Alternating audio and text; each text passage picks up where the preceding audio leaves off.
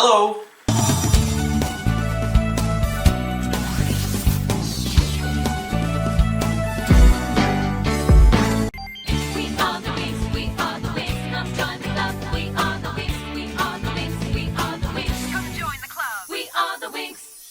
Winx Club. This TV show has always been one of my many guilty pleasures. It's probably one of my favorite shows of all time, to be honest. Well, seasons 1, 2 and 3 I mean. Season 4 was pretty decent, just not my cup of tea. And everything that came after season 4 is just straight up shit. Look at how they massacred my girls! Remember Sky?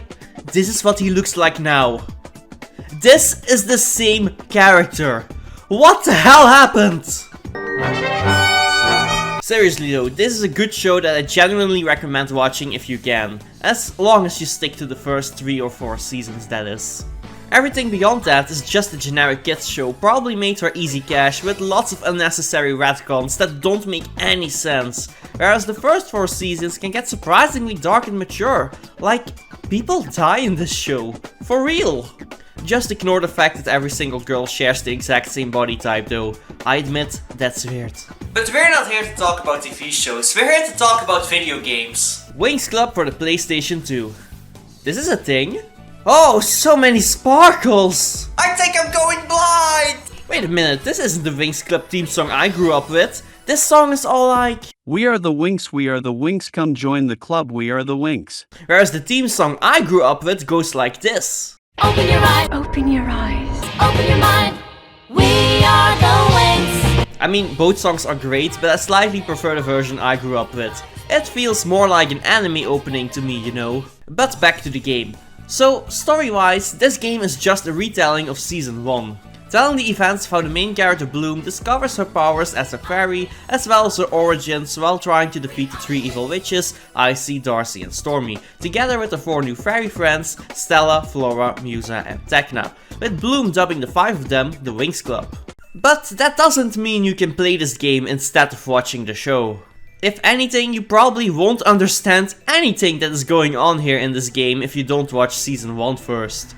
Many events from many episodes straight up don't show up in this game. After all, you can't cram an entire season of a TV show into what I'm assuming is a fairly low budget licensed game. The filler episodes especially don't get any daylight in this game, which sometimes is quite a shame because some of those filler episodes could have made for some interesting and unique levels and boss fights. There actually are a couple of changes made to the story too. For example, in the show there is this episode where the Tricks finally manage to steal Stella's scepter, but in this game this happens in a very different way in a level based on a much earlier episode, so they didn't have to make a level based on the actual episode where they steal the scepter. Oh, and for some strange reason the kitchen classroom from Alfea school is now in Cloud Tower school for some reason. And last but not least, there's the most obvious one, where Plumm transforms into a fairy in the episode 1 inspired level, even though she's not supposed to transform until episode 3. The cutscenes are a little weird too, as the direction for these is all over the place. One moment they just rip a scene from the show, but change the background music to something generic made specifically for this game. The other moment a pre-rendered cutscene made with the in-game models appears, and then last but not least there are these cutscenes where it's just still images made specifically for this game with voice acting. Probably to make the small retcons this game sometimes make fit into the story better, which they couldn't have done with scenes from the show, or else certain moments will be very inconsistent. But anyway, we start the game in Gardenia, but we can't make any progress because the gate is closed. Maya! Oh, Mikhail. Maya! Oh, Mikhail. Excuse me, do you know if the park gates... The gates! I almost forgot. Mikhail, you're fired! So anyway, in this game you can shake trees. Kinda like Animal Crossing. And then the next moment it becomes Uncharted.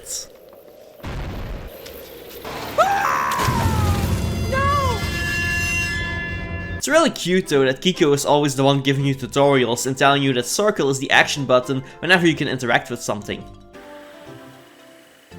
What are you looking at? He's supposed to have 2 buttons that make noise, but they both stopped working in 2006. Oh no! Stella is in danger! You don't look so hot today, Stella. Anyway, it's time for our first boss fight now. Transform, Bloom! Bam, bam, bam! 1, 2, 3, 4. This is what my power's for. 5, 6, 7, 8. This has reached its expiry date. Welcome to Alfea, the school for fairies with only 10 students. Hello? Where is everyone? Has the school year not started yet? What the heck is up with the ladders in this game? If you approach them from the wrong angle, Bloom will do the cha-cha-cha.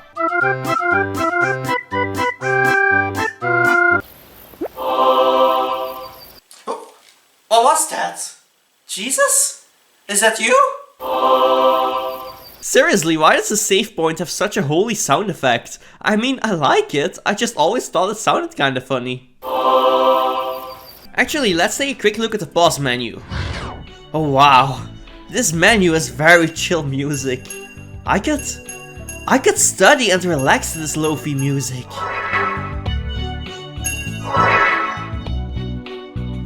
So there's all kinds of stuff to do in this game, and I highly recommend that you do every single side quest if you don't want to get stuck. Doing every single major side quest may sound like a chore, but this game is so short that it doesn't really bother me anyway.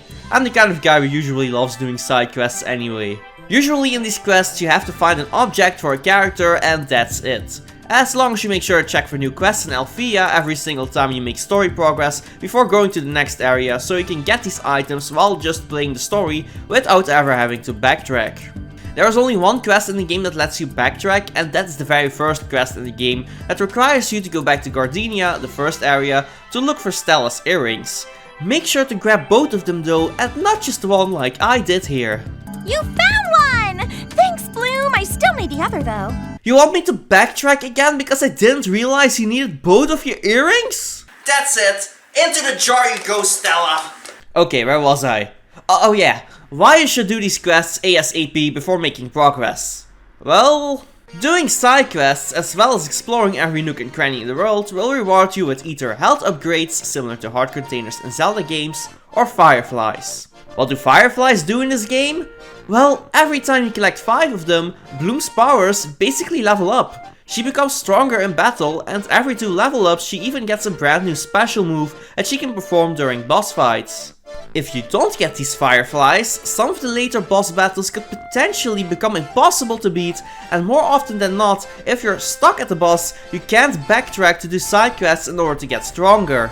Basically, if you don't do enough side quests, the game will lock you out of beating the game, and you're gonna have to start a brand new profile and make sure you do all of the quests this time.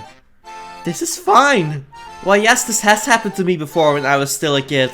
Thankfully though, like I said earlier, this game is really short, but still, this shouldn't be a problem. Oh yeah, I also really recommend unlocking artwork too from Professor Wizgus over here. Hello, Bloom. Not only is collecting artwork always cool in any game, but collecting every single piece of art will also reward you with multiple health upgrades and fireflies. You may have to do a bit of star farming in some of the later areas of this game in order to buy everything, but that doesn't take very long in my experience. Just stick to the final 2 areas. Although in the early game, I recommend looking for these white sparkles and pressing triangle to play a slot minigame where you time the requested object 4 times in a row. Why is this so loud and annoying? I guess you can also play a star collecting minigame early on in the game for some quick stars. Gotta collect all the stars. There's so many stars everywhere. I have to find them all. I have to find them all. So many stars everywhere. So many stars. But I'm running out of time! No! There's one annoying side quest late in the game where all you have to do is talk to a boy and a girl that are interested in each other over and over again, but there's like 2 loading screens in between them. It's the easiest quest in the game, but it's just so tedious. One thing that I really like to do though whenever I know a loading screen shows up is jump at just the right moment, and then Bloom will just hang there with her jazz hands out.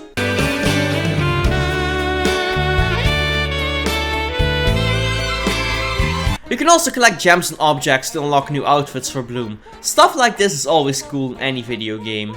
Going back to combat though, wanna know what it's like when you're not fighting a boss? Here you go.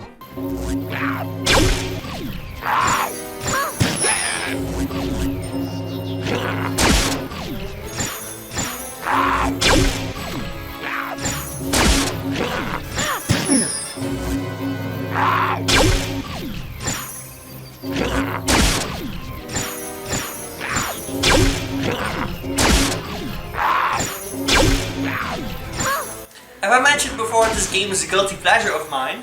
You can also duck walk in this game, but you never need to use it. Never. Not even once. It's just there to mess around with. When I'm crouching, you can make me do the duck walk. Cool, huh? Oh, she's definitely planning something for sure. A sneak attack perhaps? You better watch out for Plumm! Okay, it's time for one of this game's best features, and that is going on dates with Sky. I mean Brandon. I mean Sky. I mean Brandon. No, Sky! I think I just had a brain fart. So this is something that happens 3 times in this game. You go on a date with Sky. Every once in a while you can choose one of 3 options as a response to him. One being good, one being bad, and the other one being neutral. It doesn't matter at all what you choose here, it's all just for fun and giggles, and that's exactly why I like to mess around with these moments so much.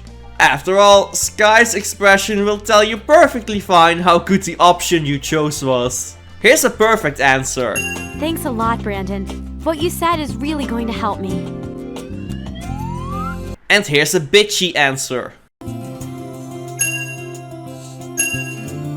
Finally, I thought you'd never shut up. Right, well, see you in the morning. He even grunts at everything when he's mad. Not to forget the really awkward long pauses for every one of his expressions. Oh low poly PS2 Sky, you're such a Chad. Can you believe Emerald? What a Bitch. You just had to go there now, did you? I really like how there's a stealth section in this game, but if you get caught by the guards and hide before the animation that's supposed to play when they catch you ends, they won't actually notice you. Who goes there? Never mind. Hey, you! You have no business here! I'm sorry, I was just looking around. Why is everyone so mean to me? Wow! What a bunch of witches! Anyway, I think it's about time to beat the final boss, Icy, and finally finish this game. But first, Nut lost his glasses and I've gotta find him real quick.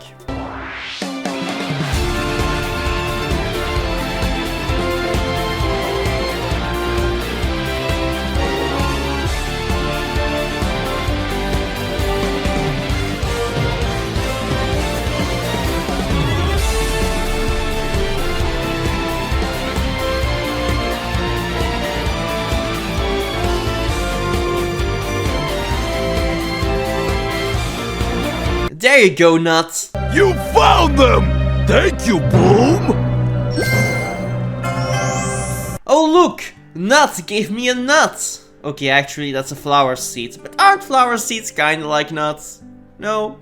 Alright, final boss time. Tidal flame! And that takes care of that.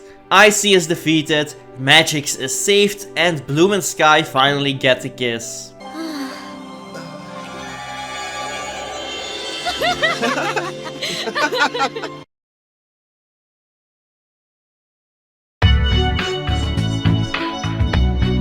Wait, they removed the kiss scene in this game? Unacceptable! I'm gonna write an angry email to Konami right now! Dear Konami, how could you remove the kissing scene from the Winx Club Season 1 game? How could you? Are you guys happy now that my childhood is destroyed? Well, are you? As of Season 5 till 8 turned bad enough already for my mental health, you guys just had to double down on it back in 2006 or whenever this game came out to torture me in the future. I won't let it end like this. I will demand compensation. Compensation, I say! With lots of love, DylanBandicoot. Heart emoji. And set. Oh, and there's a postcard inside the game case too. I better send that to Konami as well. Ta-da!